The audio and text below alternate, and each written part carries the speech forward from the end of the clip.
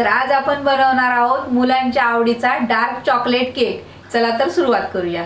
तर त्यासाठी इथे मी ही ओरिओची बिस्किट घेतली आहेत। तर या बिस्किटांचं वजनी प्रमाण 240 ग्रॅम आहे।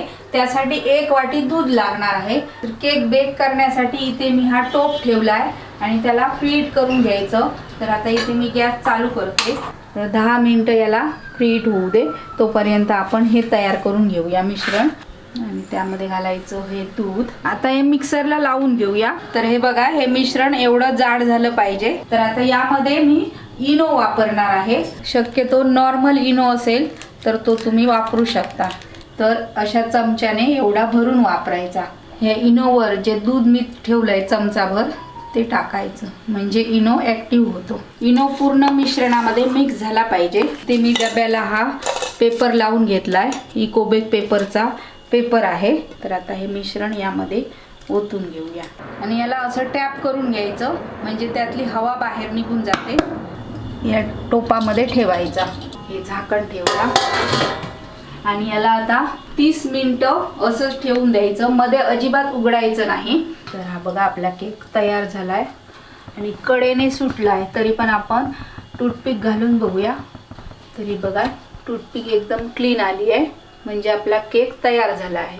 आणि आता डब्बा बाहेर काढून घेऊया आणि याला आता थंड होण्यासाठी ठेवूया।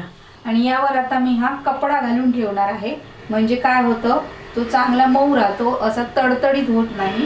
ते मी डार्क कंपाऊंड चॉकलेट घेतलंय, हे 400 ग्रॅम आहे आणि हे सर्वच मी वापरणार आहे, कारण मला केकच्या आतमध्ये पण भरायचं आहे। तर याचे आता बारीक तुकडे करून घेऊया। तर आता हे कट करून झालंय। आता या पातेल्यामध्ये घेऊया। तर त्यामध्ये हे अमूलचं फ्रेश क्रीम वापरणार आहे। क्रीम यामध्ये घालून घेते आणि हे क्रीम चांगलं मिक्स करून घ्यायचं। तर इथे मी गॅसवर पाणी ठेवलंय उकळायला, त्याला वितळेपर्यंत गरम करून घ्यायचं। तर हे बघा, पूर्ण चॉकलेट वितळलंय। तर बघा, एकदम मस्त जाळीदार आपला केक तयार झाला आहे आणि किती स्पॉन्जी झाला आहे। तर याचे आता मी मधून 2 भाग करून घेते, कारण आपल्याला चॉकलेट लावायचं आहे त्याच्यावर। तर आपले आता 2 भाग झाले आहेत।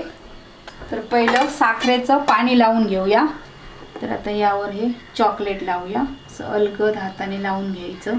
आता त्यावर हा दुसरा लेयर आहे तो ठेवूया। तर यावर पण एकदा साखरेचं पाणी लावून घेऊया आणि त्यावर सुद्धा हे चॉकलेट पसरूया। तर आता मी हे संपूर्ण चॉकलेट लावून घेतलं आहे। 10 मिनिटासाठी हे फ्रीज मध्ये ठेवणार आहे केक। आता जे मी बाजूला ठेवलं होतं चॉकलेट, ते आता यावर ओतून घेऊया। तर बघा, किती एकदम स्मूथ आणि जाळीदार असा ओरिओ चॉकलेट केक तयार झाला आहे।